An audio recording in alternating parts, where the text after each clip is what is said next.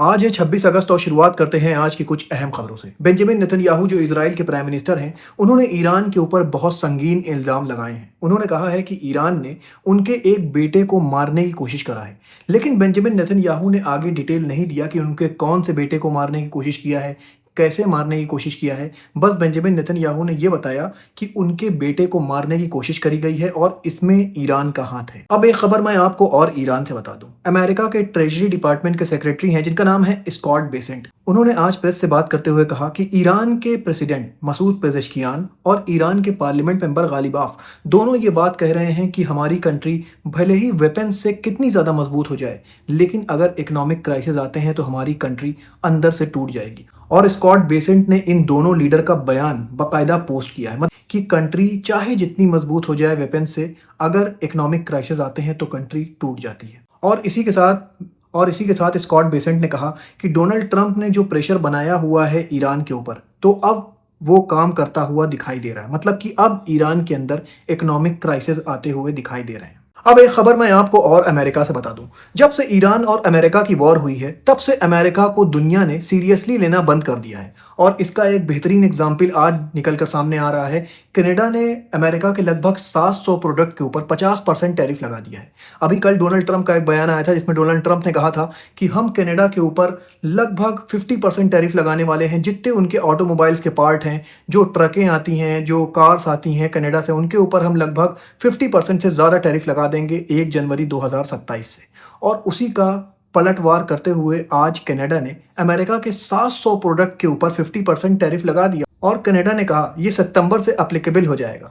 मतलब Donald Trump कह रहे हैं जो हम टैरिफ लगाने वाले हैं वो जनवरी से एप्लीकेबल होगा, तो कनाडा ने कहा आप इतनी दूर क्यों जा रहे हैं, हम जो टैरिफ लगाने वाले हैं आपके ऊपर वो सितंबर से एप्लीकेबल हो जाएगा। दोस्तों, अब पूरी दुनिया जान चुकी है कि अमेरिका जो अपने आप को सुपर पावर कह रहा था, वो ईरान से जब जंग नहीं लड़ सकता है, जब ईरान से वो जीत नहीं सकता है, इस वजह से दुनिया अब अमेरिका को सीरियसली नहीं ले रही। और अमेरिका और कनाडा की जो ट्रेड वॉर हो रही है, इसमें कनाडा भी अमेरिका के ऊपर अब टैरिफ लगाने से पीछे नहीं हट रहा है। अब मैं खबर आपको गाजा से बता दूं।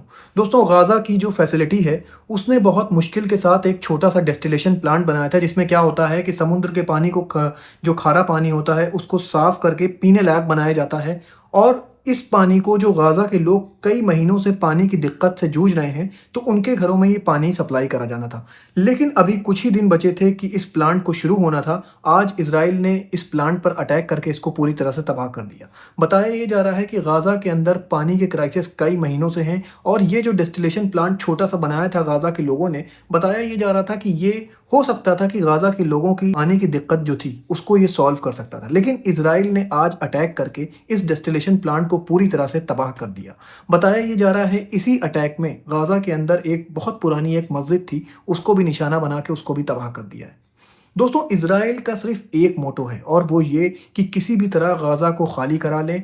नेतन्याहू के इलेक्शन से पहले अगर ये हो जाता है तो नेतन्याहू को एक बहुत बड़ी बढ़त मिलेगी। वो कहेंगे कि देखिए हमारी जो टाइम पीरियड था उसी टाइम पीरियड में हमने गाज़ा को खाली करा लिया। और अगर नेतन्याहू गाज़ा को खाली नहीं करा पाते हैं और इसी बीच इलेक्शन आ जाता है तो नेतन्याहू ये इलेक्शन जीत नहीं पाएंगे, क्योंकि इजराइल में भी अब ये बातें होने लगी हैं कि नेतन्याहू ने इतना पैसा खर्चा किया, इतना बम गिराया गाज़ा के अंदर, लेकिन अभी भी गाज़ा के लोग गाज़ा के अंदर मौजूद हैं।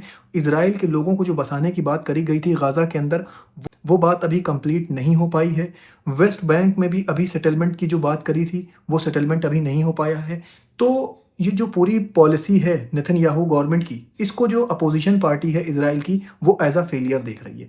इसी वजह से बेंजामिन नेतन्याहू चाह रहे हैं कि जल्द से जल्द गाज़ा के ऊपर तेज़ मिलिट्री स्ट्राइक करके जो गाज़ा के लोग हैं उनको बाहर निकाला जाए। लेकिन दोस्तों, गाज़ा के लोग, जैसे मैंने आपको पहले भी बताया, एक अलग ही मिट्टी के बने हुए हैं। वो अपनी ज़मीन छोड़कर जाने को तैयार नहीं है। खबर आपको पाकिस्तान से बता दूं। दोस्तों, पाकिस्तान ने $10 बिलियन की डिमांड करी है अमेरिका से। बताया ये जा रहा है कि पाकिस्तान ने $10 बिलियन की करेंसी स्टेबलाइजेशन फैसिलिटी मांगी है यूएस ट्रेजरी से। जो अमाउंट पाकिस्तान ने मांगा है यूएसए से, बताया ये जा रहा है ये हिस्ट्री का सबसे बड़ा अमाउंट है, $10 बिलियन का। इसी के साथ मैं आपको बता दूं जो अभी कर्ज है पाकिस्तान के ऊपर वो लगभग $12 बिलियन का है, कि शॉर्ट टर्म बायलैटरल डेट है जो लगातार रोल ओवर हो रहा है, वो अभी तक पे नहीं हो पाया है। ये जो $12 बिलियन का लगातार रोल ओवर हो रहा है, ये पाकिस्तान को देना है चाइना को, सऊदी अरेबिया को और कुवैत को। अब मैं खबर आपको रशिया से बता दूं। दोस्तों, रशिया की सबसे बड़ी पॉलीमर बनाने वाली जो कंपनी थी उसके अंदर आग लग चुकी है। उसकी पॉलीमर बनाने वाली जो यूनिट है उसमें आग लग चुकी है। बताया ये जा रहा है ये फैसिलिटीज़ लगभग 10 से 12 बिलियन डॉलर की थी। ये जो वेंचर था ये रशिया और चाइना का जॉइंट वेंचर, इसमें रशिया का परसेंटेज लगभग 60% था और चाइना का 40% था, जिसमें बताया ये जा रहा है आज इसके पॉलीमर यूनिट में आग लग गई है। ये दुनिया की सबसे बड़ी पॉलीमर बनाने वाली कंपनी थी। अभी तक की रिपोर्ट के हिसाब से 3 वर्कर इसके अंदर मारे जा चुके हैं, 150 वर्कर घायल हैं और बताया ये जा रहा है ये फैसिलिटीज़ इतनी बड़ी थी कि ये 2.7 मिलियन टन्स ऑफ पॉलीमर बना सकती थी एनुअली। इतनी बड़ी पॉलीमर बनाने वाली कंपनी अभी दुनिया में मौजूद नहीं है। लेकिन रशिया की इस फैसिलिटीज़ पर आग कैसे लगी अभी ये खुलकर सामने नहीं आया है। अभी कोई एक्सटर्नल हमलों की बात भी सामने नहीं आई है। लेकिन मैं आपको बता दूं ये फैसिलिटी यूक्रेन से 6000 किलोमीटर दूर है। अब मैं दोस्तों आपको वेदर रिपोर्ट बता दूं। फ्रांस में जो टॉर्नेडो आया था उसने काफ़ी ज़्यादा तबाही मचाई है फ्रांस के इस विलेज में, जिसमें बताया ये जा रहा है कि लगभग 39 लोग घायल हैं और कुछ लोगों के मिसिंग होने की खबर है। देखिए मैं आपकी स्क्रीन पर इस टॉर्नेडो की कुछ विजुअल्स दिखा रहा हूँ। दोस्तों ऐसे ही खबरें लेकर मैं आपके पास आता रहूँगा। अपना बहुत ख्याल रखिए और मुझे भी अपनी दुआओं में याद रखिए।